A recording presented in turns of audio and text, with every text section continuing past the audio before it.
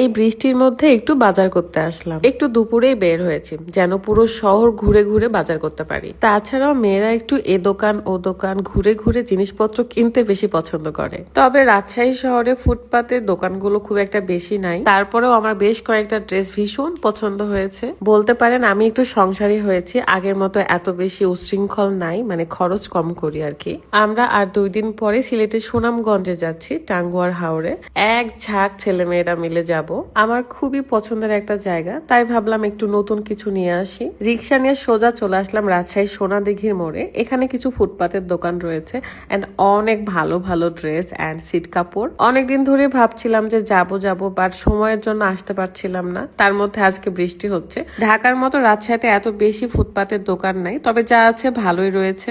আজকে আমার শাড়ি পরার কারণ হলো আমার একটা শুট ছিল, সেটা শেষ করে আমি বাজারে এসেছি। যখন আমি মেসে থাকতাম আমার বিয়ের আগে, তখন এই জায়গাগুলোতে অনেক বেশি ঘোরাঘুরি করতাম, রাজশাহী কলেজের সামনে বা সোনাদিঘির মোড়ে। আর এখন কাজ ছাড়া তেমন যাওয়াই হয় না। কে জানতো বলেন, যে শহরে আমি পড়াশোনার জন্য আসবো সেই শহরে আমার বিয়ে হয়ে যাবে, আর এই জায়গায় হবে আমার সারা জীবনের একটা আস্থানা। গরম লাগছে, তারপরেও কিন্তু আমি ঘুরে ঘুরে দেখছিলাম, কারণ মেয়েরা এগুলোই পছন্দ করে।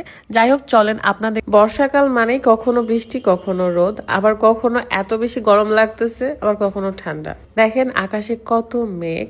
আর আমি এখনো দাঁড়িয়ে রয়েছিলাম রাজশাহী সোনাদিঘির মোড়ে। এখানে অনেক সুন্দর সুন্দর 1 পিস 2 পিস ফ্রক বা গাউন ছিল, যেগুলো আমার খুবই ভালো লেগেছে।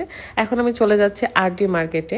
আরডি মার্কেটটা আগে আরো বেশি সুন্দর ছিল, যেহেতু এখানে আরো নির্মাণ কাজ চলছে তাই একটু অগোছালো মনে হচ্ছে। রাজশাহীর আরডি মার্কেটে আগে প্রতিদিন আমি আসতাম, কিন্তু এখন আসলে সময়ের অভাবে আসতে পারি না। তবে আজকে আমি খুব সময় নিয়ে এসেছি। এখানে খুবই সুন্দর সুন্দর কিছু প্যান্ট টপস এগুলো পাওয়া যায়, তো নিতে আসলাম। কিন্তু একটা প্যান্টের পকেটও আমার মোবাইল আটতেছে না, মানে সবগুলো প্যান্টের পকেট গুলো ছোট ছোট। তারপর ভাবলাম যে শামীম ভাইয়ার দোকান থেকে রাদের জন্য একটা টি শার্ট নেই। এখনকার ছেলেরা এখনকার যুগে তো ডপ শোল্ডার বেশি পড়তেছে। আর এই যে আমার সঙ্গিনী ঈশা আপু, কিছু কিছু ড্রেস ওনারও পছন্দ হচ্ছে বাট নিচ্ছে না। এন্ড আমি কিন্তু সুন্দর সুন্দর টি শার্ট নিয়েছি। আরডি মার্কেটের 3 তলায় রাফি ভাইয়ার এই শপে এসেছিলাম। এন্ড এটা কিন্তু ছেলেদের একটা দোকান, তারপরও আমি মেয়েদের পরার মতো টি শার্ট খুঁজে বের করেছি।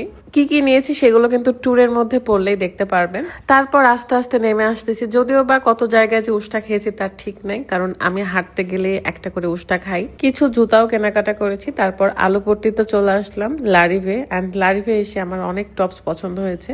আমার বেশিরভাগ ড্রেস বা টপস গুলো এখান থেকেই নেওয়া। আর এখানকার প্রত্যেকটা ভাইয়া আপুদের ব্যবহার খুবই ভালো, আমার সাথে তাদের খুব ভালো সম্পর্ক।